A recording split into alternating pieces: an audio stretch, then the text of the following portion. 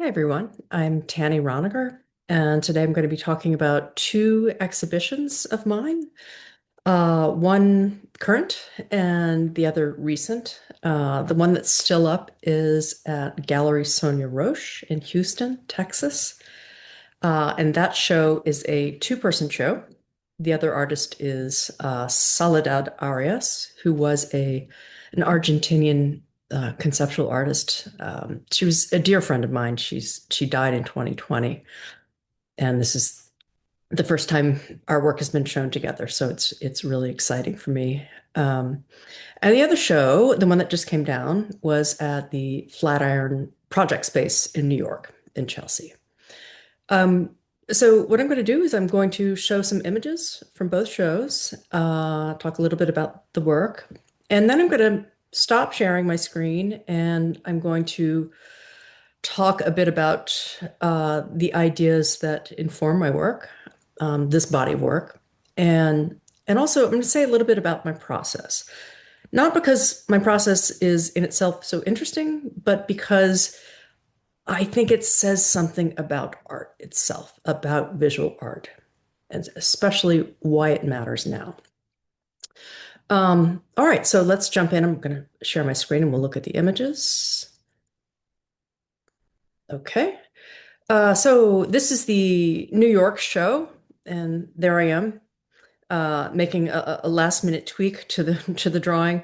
Um, I'm a shameless tweaker. I just can never stop making tiny little adjustments.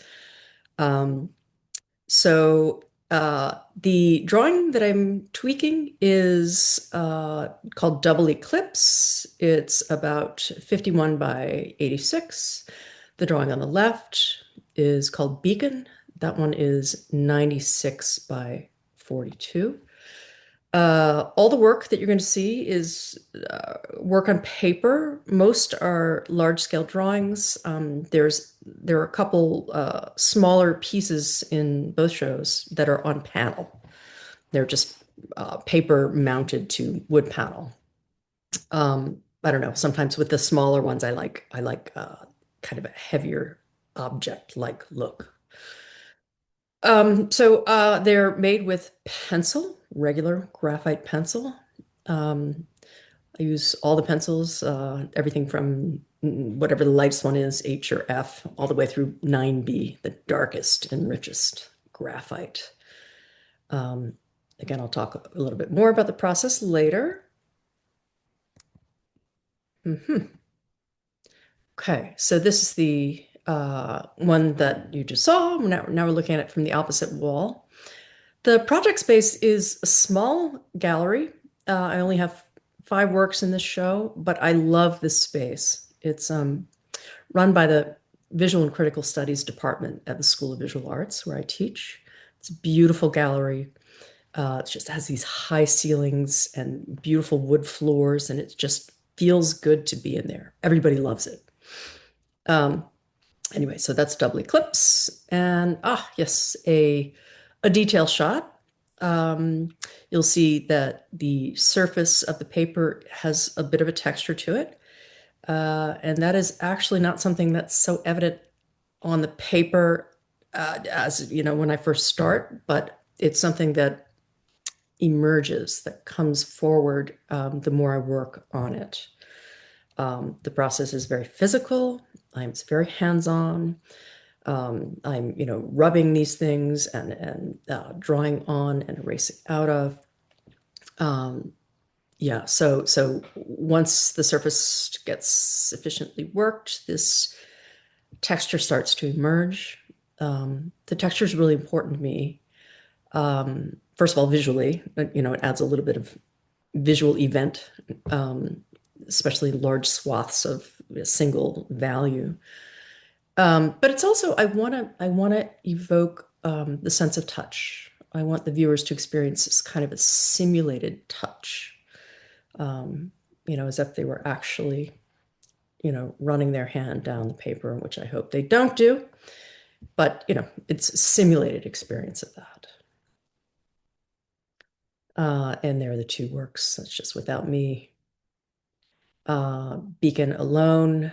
Um, It's kind of unfortunate. The light there is blasting out that upper element. It's not really like that. It's yeah, the two sort of illuminated areas are roughly the same. And the opposite wall here, we have a single slit on the right. That's about 86 by 51 also, maybe 80 by 51, doesn't matter. And the one on the left is Ascent, and that one is 96 by, I'm going to say 41. Ascent there on the left is my most recent piece.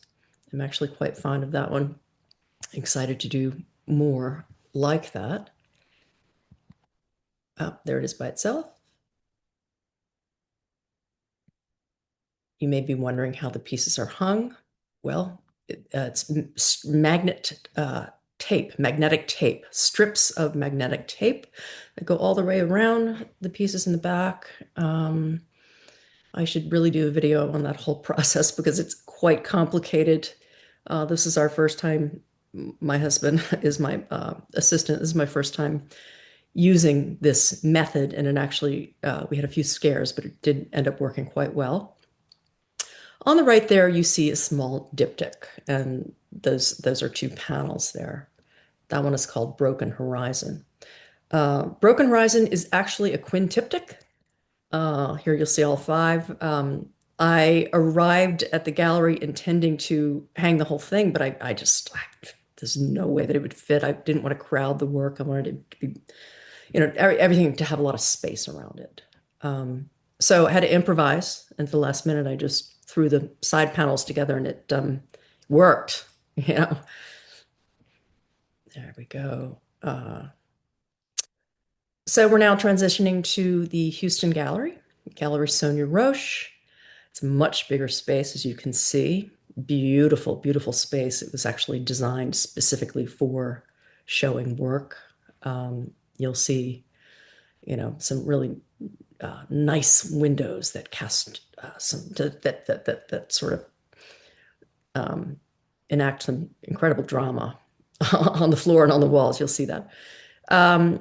You may be noticing that on the left there, in the small room, we have a piece that looks a lot like the larger single slit, and one on the right that looks a lot like the smaller diptych.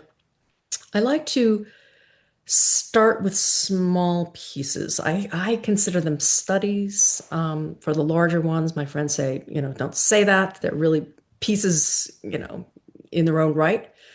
And sure, they are. Of course they are. But I really like the big ones. So the small ones are just there, I make those sometimes first to just to see if my idea is going to work okay. All right, so we're going to go step down into that larger space. You'll see there in the middle, Soledad's neon. She made neons. She made a lot of things, but this body of work being shown here is neon sculptures, and she also has a mirror piece, which you'll see.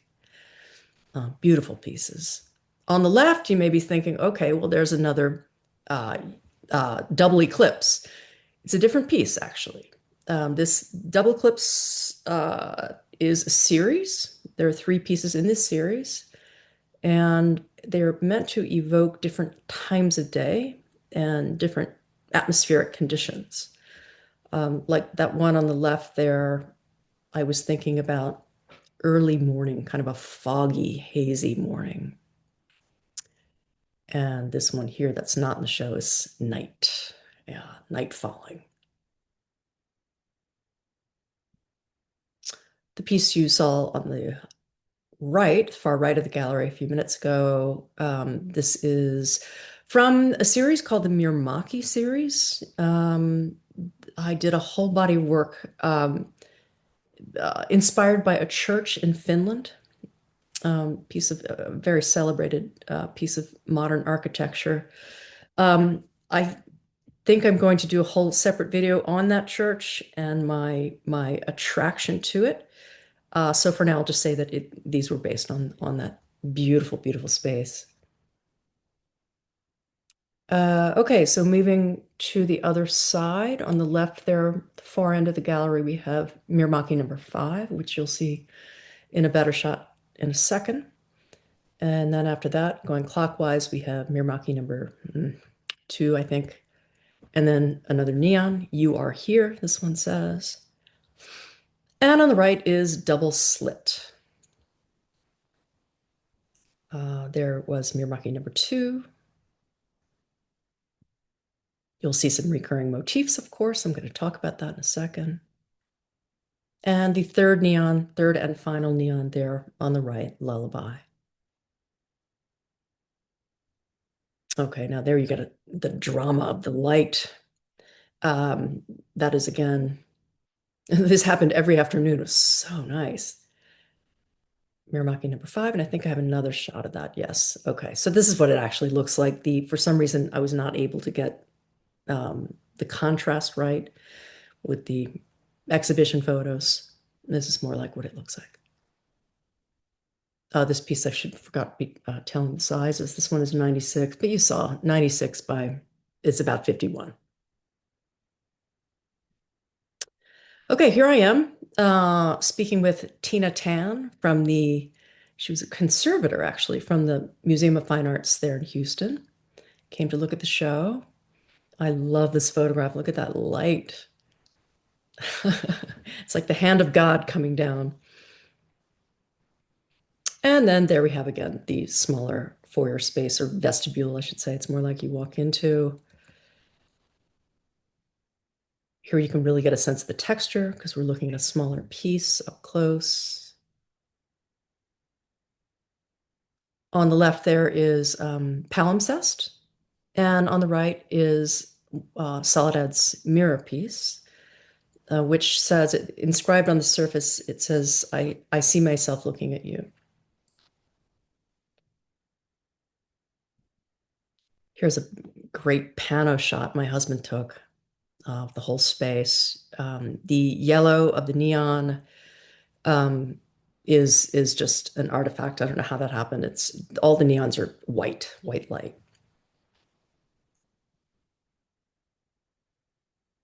Okay, so now we're ending the little tour of both shows, and we're moving into a short discussion of the ideas that inform my work right now. So this is an image, it's definitely not mine, of an interior designed by the great Finnish architect Alvaro Aalto. I'm showing this because for the last several years, my work has been deeply informed by what architects call primal forms. Primal forms are forms that are meant to evoke something of our earliest ancestry as a species. Back when we first emerged, on the savannah some 300,000 years ago, or more specifically, meant to evoke the environment, the habitat that we evolved in. Primal forms are used a lot in architecture because they tend to induce a sense of well-being, a sense of being at home, a sense of kind of fundamental rightness, a sense of belonging to the world. And, a lot of times we have these experiences, we just feel so good in a space and we don't really know why. Well, something to consider that it might be evoking or awakening in our animal bodies, something of the environment that we are meant to live in, that our species, evolved to live in. The key idea here is that we, number one, are animals, first and foremost. And number two, the human animal has not evolved, has not changed, really. We're very much the same animal we were back on the savannah 300,000 years ago. That's important. Why? Because, well, if you look at how we live today, in concrete, in artificial light, not smelling certain smells, not touching certain things, being in the presence of these these primal forms. So I'll just give you a couple more. Caves, um, nests, the nest. That's a big one in architecture, creating little nooks that feel like a nest. In this case, well, the motif here is obvious. It's this repeated vertical. In this case, made of, let me get this off. It's driving me crazy.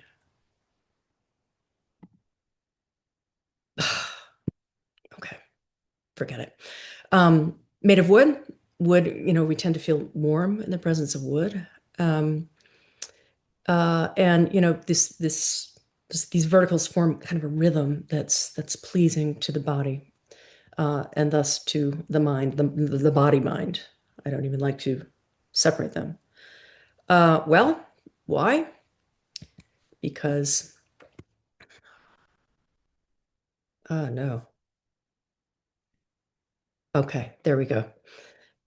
Because a big part of our early environment was, the forest, um, walking in trees, this experience of this rhythmic, verticality. Um, it's such a nice experience, isn't it? Walking through the woods. I think everybody, I mean, they have forest bathing now. We talk about forest bathing, and it really is something. Being in the woods is really transformative. Um, I love these trees. These are birch trees that are all over Finland in particular. So this is a structure that my husband and I built about 2 years ago. It's a cat sanctuary. The idea was to build them something adjacent to the house that would give them a sense of being outside, but that would also keep them safe from predators. We live in a rural area, so that there are a lot of predators in the woods. So I designed it, and when we first started talking about doing a cat sanctuary, I knew exactly what I wanted. I knew it had to be made of wood.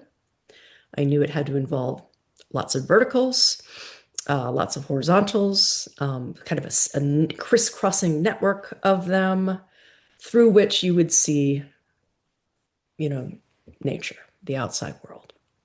And I knew it had to have grass in it, so the cats could feel the grass and smell it and all that. And I myself love to walk through grass barefoot. It's just something healing about that too.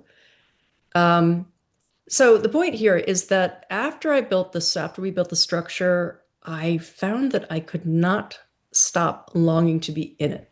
All I wanted to do all summer was be in this structure, this little space. Um, I did. I sat out there many days on end. I would walk through the grass. I would lie on the grass and stare up through the hardware cloth, and just look at the sky. And the attraction was so strong that it struck me as strange. And I tried to explain it. I knew it wasn't just the view of nature, our beautiful property out there. I knew it had something to do with nature viewed through this structure, this crisscrossing network of verticals and horizontals. I knew that. Um, and so after experiencing this incredible attraction to the space for about 2 years, I finally figured it out about a month ago. It's a primal form, of course. Now, here are the cats enjoying, and they do enjoy, boy. The primal, the thing it's meant to evoke, this, the trees, and looking up through the trees, through this network, dense in this case, just dense network of, crisscrossing every which way, vertical, horizontal, diagonal. Um, and the idea here is that before we were the naked ape, we were the hairy ape, and we lived in trees, up in trees. Um, we swung from them, we lived and slept up there. And that's the experience of being up in a tree, is looking out through the canopy, up at the sky, looking down, at the ground, always seen through this pattern, right? This crossing branch pattern. Seeing the world that way, broken up. You see the negative space here, broken up into these little shapes. And so being in this cat sanctuary with something of that experience, albeit, a very much reduced and kind of formalized structure, is just really intensely pleasing. Sounds shallow. I don't want to use that word. It's more than pleasing. It's healing. It puts me in a certain state of mind that's very that feels, very, very right. I feel like I'm at home in the world when I'm out here. This is how things should be, etc. So, this is a photograph that I took in northern Sweden. I had an opportunity to go to Scandinavia um, this past winter and stay there for about 6 weeks. And it was an incredible experience. I'd never been. Um, we went up into the Arctic Circle into Lapland, and it was so just incredible. What struck me the most was how the sun would just sit so low on the horizon and create this glow, right? Um, why? Why do I love that? Well, that's a primal form, looking out, seeing the horizon in the far distance. And uh, yeah, it also it gave me a sense of the vastness of certainly of space, of the sky, but also of our Earth here. A sense of immensity and at homeness in the immensity. This is a form that you will see a lot in my work. Um, that horizon, right? The glow from off the horizon. Here it is in less literal form with the ascent piece. Um, yeah, with this piece, I really wanted to get something of that sense of the vastness, kind of a vertical vastness, sense that you can that the land lies low and the sky is big. Okay, so I'm going to start to talk a bit about my process. For that, I am going to stop sharing my screen. Uh, but before we do that, I just want to show a couple of pieces, and you'll just remember these images while I'm talking. Um, this is the very, very early stages of the Miramaki 2 piece that you saw from the Houston show. As you can see, it's very rough, very patchy, scratchy. It's just, I'm just getting started here. And eventually, it will turn into this. Similarly, the piece on the left there is the Miramaki number 5 that you saw from Houston.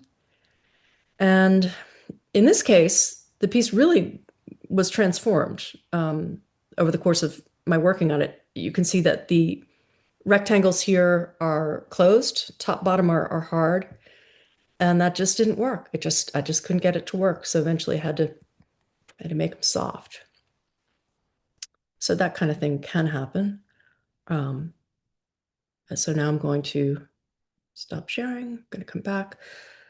Um, so the question I get asked most with regard to my work is how long does it take to make a drawing, a large scale drawing? Um, for those of you who are artists in the audience here, you will know that this is not our favorite question. It's a little bit irritating because the implication is that, the value of a work of art can be reduced to how many hours the artist spent making it. And that's just so untrue. You think of those beautiful sumi ink drawings, old Japanese scrolls that look like, I mean, they could have been made in under a minute. It's just that stroke, right? Or a couple strokes, and they're perfect. They're perfect. They're no less valuable and transcendent, than anything that took months. By the way, the answer is months. Each piece takes months. If I get lucky, it'll be like maybe 6 weeks, but it's usually about 3 months from start to finish. Um, However, in my case, I think the question is not as silly as it sounds. I think that what people really want to know, but are too polite to ask, basically, is why? Why? Why do I spend months, days, weeks, months of my time creating these things that could be made pretty easily in Photoshop, for example, using the gradient tool? Why not make them to Photoshop?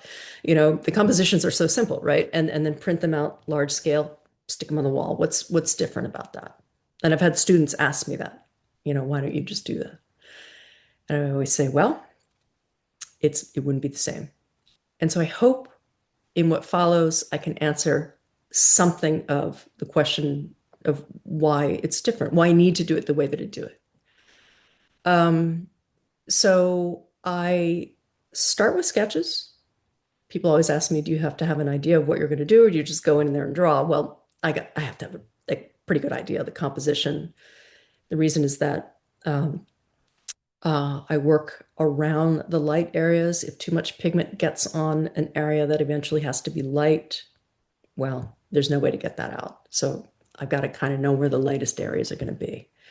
So I do make sketches, very rough, like throwaway sketches in my sketchbook. I'm just kind of trying out compositions, many, many, many before I can actually, arrive at one that I think might work on the larger scale and with all these gradients and values.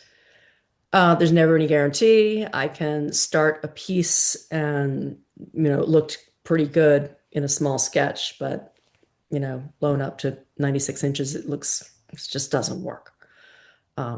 Happens. So another question I get asked, do I use a ruler? Yes. Okay. But only once. So in the beginning of the process, I will, if they're hard edges of the forms, I kind of have to know where that edge is going to be for the same reason I can't, get pigment on any area that's going to have to be light later. So I'll use the ruler to kind of map out, measure where it's going to be. After that, however, I get rid of it.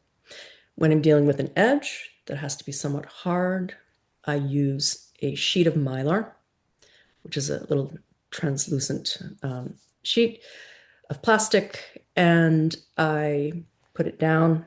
Oftentimes I work down on a table, oftentimes up on the wall, and I draw up against the edge, softening as I go.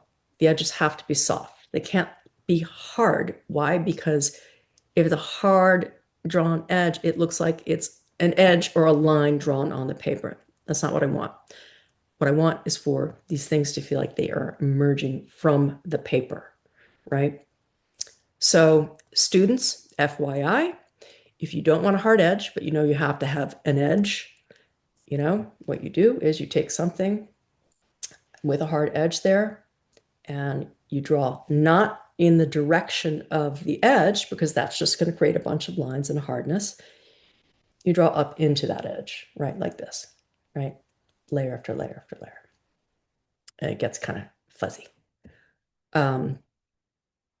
So yes, that's the beginning. After that, it's really a matter of going in and adding layer by layer of the graphite. I don't work like this, tiny little strokes. No, that would take me years instead of months. I use a kind of a loose scribble stroke, really loose, layer after layer after layer after layer. There's some blending, but if you look closely at my work, you can actually see something of that scribble stroke sometimes. And this can go on for months. Now, the important thing to say here is that for a long time in this process, the drawings don't look like anything. They look like, let's say, two rectangles sitting within the picture rectangle, okay? In the case of double eclipse. That's three shapes, the two positive forms and the one, negative space shape. Three shapes. And that's all they look like. I walk into my studio in the morning, I see, it's rectangles sitting within the picture rectangle. There's nothing there. It's not going to interest anybody. It doesn't interest me. But from experience, I know that if I keep working, There's a 90% chance that something will happen at some point. So I keep working. Again, not guaranteed. Sometimes it never happens and I have to just scrap the whole thing, but I'm pretty sure it will if I just keep working. So layer by layer, day after day, week after week, month after month. And the process, I should say, is very physical. Uh, Usually at the, past the middle stages there on the wall. I'm often working on a ladder. I got to get up on the ladder, make my strokes, and then get down from the ladder, back up, take a look. Got to do this to it now, erasing a little bit out here, adding a little there, back down, look. So very physical, kind of exhausting. Um, but then something happens one day. One day, I'll get down from the ladder, I step back, I look, and oh my God, it's happened, you know? And it's always just such a fantastic moment, but it's just such a mystery because I can't pinpoint, okay, what one stroke was it that crossed the line from completely boring and nothing to, kind of magical. Something's happening. I don't know. Um, but that's when the real fun begins and the real sort of ecstasy of it, when there's that. So what's happened is that the piece has come alive. Okay, it's come to life. It has, I like to say, it has acquired an otherness, a kind of non-human selfhood, we could say, that is no longer, a part of me, something I've even made. I don't even think of it like that anymore. It's something else. And now my task is to preserve that weird something else, not mess it up, so I have to be very careful. I need to complete the piece, bring it to completion, but without, uh, making one stroke that's gonna get rid of it, that mysterious something. Um, and mystery really is the word. It has this presence, right? And the presence is doing something to me. It's I like to be there, standing beside it when this happens. It's doing something to me because I work with primal form. Perhaps it is now, jostling those old species memories of our earliest home. Um, so the theologian Rudolf Otto, German theologian, has a wonderful book called The Idea of the Holy. And in it, he coined the term numinous. That by the numinous, he meant a presence that is wholly other, WH wholly other than us, but with which we have a very intimate relationship, in which, to which we are in this deep relation. It is profoundly mysterious. It is tremendous. It is immense, but it is wholly other. And being a theologian, of course, what he meant was God, the numinous. This place has a numinous quality.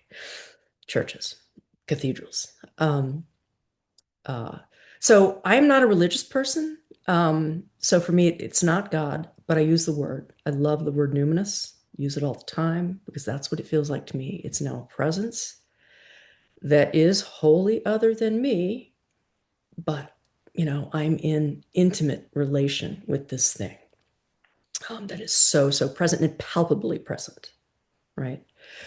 For me, the numinous is none other than the mystery of existence, of being, and specifically the mystery of the earth.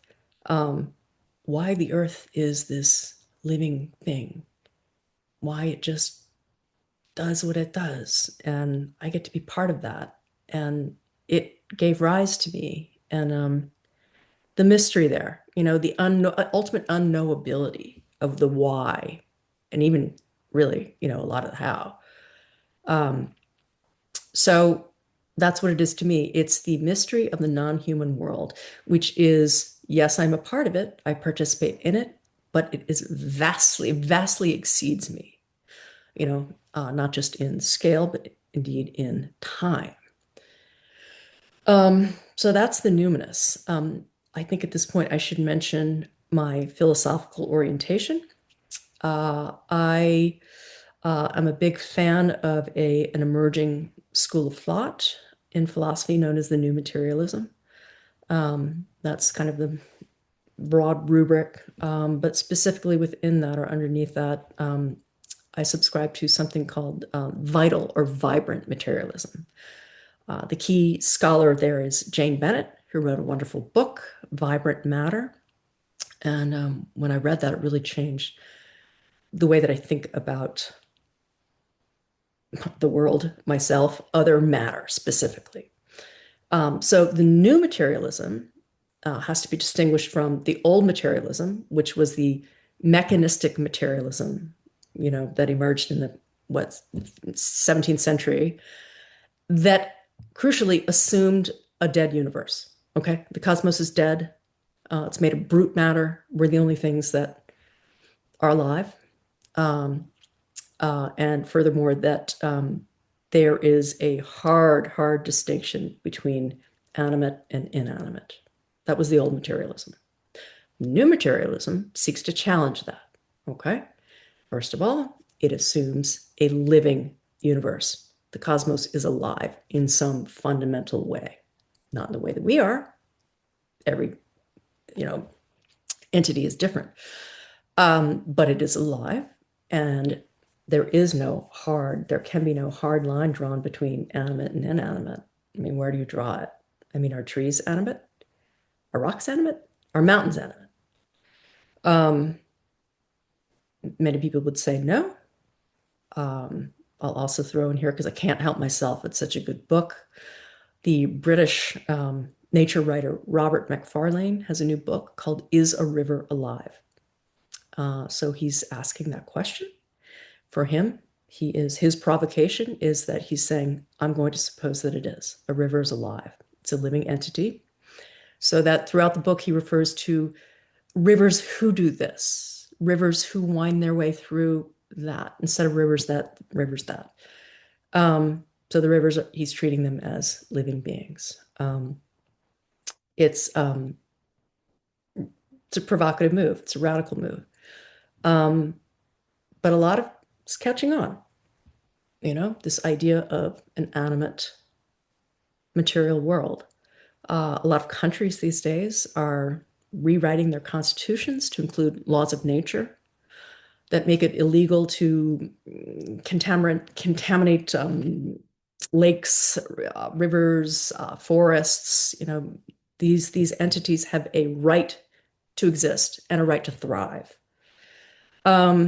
All right, let's bring all this back to art. So I'm a big fan of that. The new materialism, vital materialism, everything is alive, right? The academic term is kind of pretentious as agency. We want to now grant all matter agency. What does that mean? Matter is agentic. It has properties that act on and in the world. It causes effects that matter. I should use a different word, that are profound and meaningful. Matter can evoke moods. Just the presence of material objects themselves, stones even. If this all sounds a little bit like woo to you, I would suggest, and for a lot of people it is, I would suggest maybe you can think about it, sort of take it not so literally and be pragmatic about it. What would change? How would the world change if we just began to think of objects as living entities? How would our behavior toward them change at a time when it's so urgent that we, start to really care for our planet, our home, our only home, in my opinion? Why not? The change in the use of language, the change in thought or approach to thinking about things might just help with that shift in consciousness toward a more ecological consciousness that we need so, so urgently right now. Okay, now we'll go back to art. How does this pertain to art? Well, art is a great, great example of, usually inanimate objects, right? What we used to call or typically call inanimate objects that do something, that have power, right? They're exerting some force on you. I'm going to say profound art, not all art does this, but the most profound art does. It's doing something. And, you can't deny that. So, what is that? Things move you. Things really do. I mean, the best art, go to the Rothko Chapel in Houston, it transforms you in some really deep and meaningful way. Um, so if we can, begin to think of art as in some way, having a living presence that changes you when you're in its presence. You can't get it online. It's got to be in the presence of art to get this thing. Maybe that will encourage, not even consciously, this shift in consciousness that needs to happen.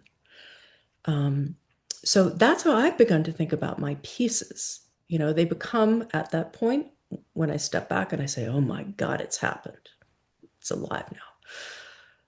They become other than me. I mean, it's no longer, um, um, it's no longer uncomfortable to say, oh, this piece is amazing. But it's no longer me. It's not something that I made. I know, obviously that it is, but it doesn't feel that way to me. That's not the presence that it has. I'm feeling its material presence. It becomes like a body, another body. Um, uh, you know, a hanging thing that kind of moves with the atmosphere, um, changes.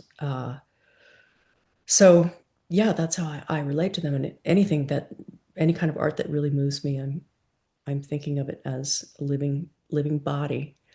For me, I'll just say I'll throw in there that this is why I don't frame the work, the big drawings. I want them to just, you know, be bodies. Like they really feel like skin, almost like hides, very much like what we have.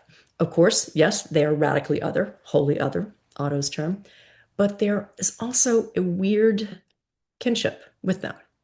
They are reminding me of my material body, you know, um, and just being in my body, all that it does for me, all it's capable of. So bodies in the presence of other bodies, there's something that happens there. And we're not going to draw the line at animate bodies. We're going to say all bodies. Um, I like to think about, in China, feng shui, the arrangement of things in space. It matters. Certain arrangements of certain materials and certain forms can just do something kind of magical, mysterious. Um, do we want to start calling, referring to works of art as, oh, the painting who did this to me? I don't know. Um, Maybe something to consider. Uh, but so this is very important to me. This idea that art matters, especially right now, when we're spending more and more of our time, our entire lives, on the screen, touching these little things, these plastic things. We're indoors more in artificial light. We have less and less access, or giving ourselves less and less access to, natural light and the smells of the world, and just, the feeling of being in that living presence. And I think it's pretty obvious that we're suffering, right, in many ways. Um, yeah, nature deficit disorder, it could be just so healing to just a simple change. It's not simple, but just to change from thinking of the world as brute matter, and I can do anything I want to thinking of it as alive in some way. Now, Jane Bennett is sometimes accused of anthropomorphizing things, and her response to that is really great. It's like, well, okay, maybe, but after what? three, 4 centuries of anthropocentrism, maybe it's not such a bad idea, even if we can't take it as true literally that all objects have agency. Um, but it's not a bad thing to really consider. Um, I'll throw this in there. We're nearing the end, but one thing that helps me in thinking about the world, even what we think of as inanimate matter as alive, is think about before humans, before animals, even before plants. What was there? Okay, here on this earth. You know, was it dead? There was rock, there were oceans, the ocean, everything was moving. There was, the atmosphere moving all the time. There were weather events. Everything is churning and moving, everything in tandem with everything else, responding to all other material entities. There is the moon up there, whose gravity is so strong that it's pulling at our oceans. I mean, if you think about that, that's pretty remarkable. My point is that it's not so hard to conceive that this earth, at the very least, is a one living system. It seemed very much alive to me when you think about that. The tectonic plates are moving, there's volcanoes erupting, there's, earthquakes happening. It's all this activity. Why? And who's in control of that? If it's nobody, I mean, it's just a mystery. It's really extraordinary to think about. So now that you know something of my philosophical orientation, something of my process, and why that coming to life is just so important, I just want to say that I think it's not so important that everybody learn to make art, but I think everybody should really, make a habit of viewing it, experiencing it in the flesh, as it were, because it might just help shift that way of thinking. Um, so I'm going to end actually with another book, but this I'm going to read a little bit from David Hinton's wonderful book, Wild Mind, Wild Earth. I don't know if you're seeing that backwards, but um,